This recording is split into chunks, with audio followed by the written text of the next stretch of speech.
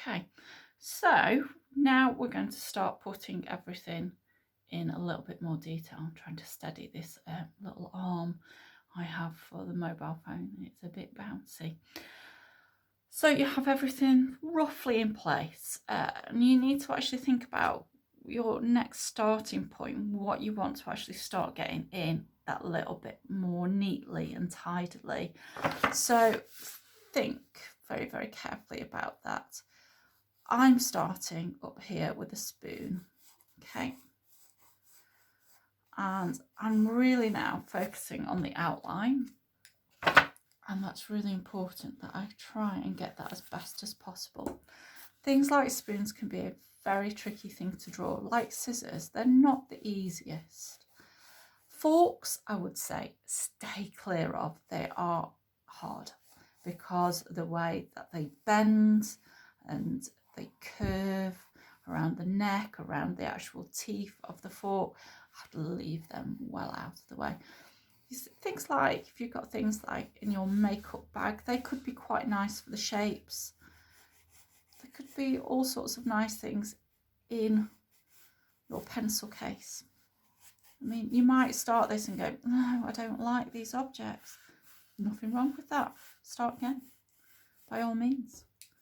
You want a piece of work that you feel that you've learnt from, that you feel proud of, and that's really important for you to have.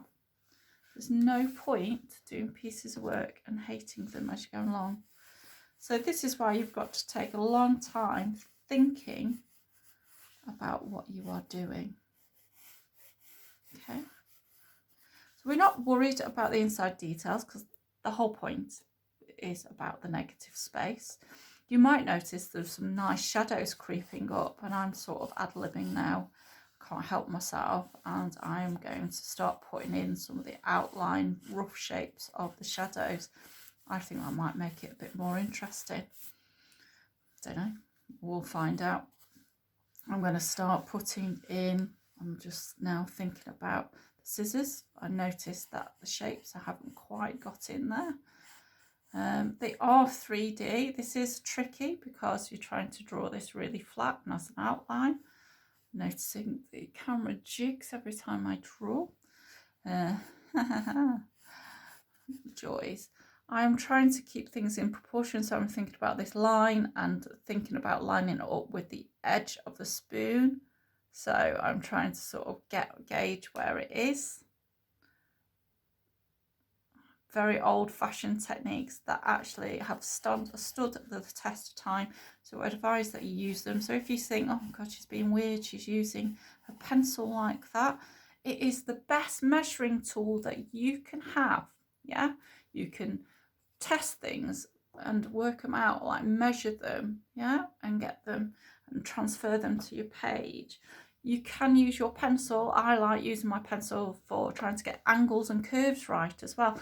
I can find some things really tricky, and I keep saying this, that if you spend your time sort of drawing almost on top and around the object, even if you're copying from a picture, and do that enough times, your hand sort of uses it as a bit of memory, and you can get that curve from it, and it helps you. It's very tricky to explain. It's easier to demonstrate, really. So that's got a little line in there. I don't really want to draw it, but I really want to get that sort of shape in there, so I'm trying to work it out. Yeah. So I just keep on ploughing through. So if you're watching this and you're seeing that I'm actually gradually getting things in more detail, or I'm getting the shapes and really focusing on the shapes and really focusing on the space between here and here, and I'm noticing from my angle that actually is a smaller space between there and there. I'm not too worried about it, not for today. But if you want to be a bit more spot on, really focus on it, really get that right. Sometimes when you're using your pencil to help line yourself up, I can close one eye. That helps me get it a bit sharper, a bit more focused. You can do that too.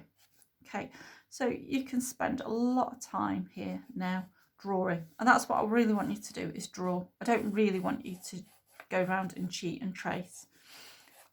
I said for you to, as a possibility of doing it, because I know you will actually think about doing that anyway and just race through it.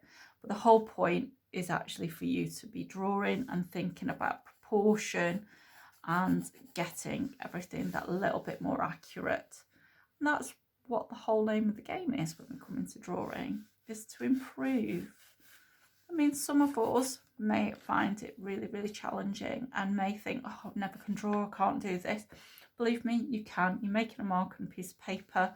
You're doing really, really, really well. Yeah, it's a challenge. Our brains all work very differently, and this is what we forget.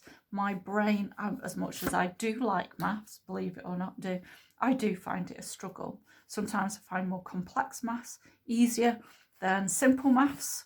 Don't ask me to be calculating things in my head. I find that really tricky. It is a real pain for me. It is really tricky. But that's the way my brain works. But if you can sit me down and get a more complicated calculation, I might be able to work out a pattern and I might really enjoy it. Odd, eh? You know, very strange. But that's the way it goes. Right. I'm going to stop the vid there because it's another 6 minutes. I'm going to draw it up ready for the next bit so you can see what it should look like.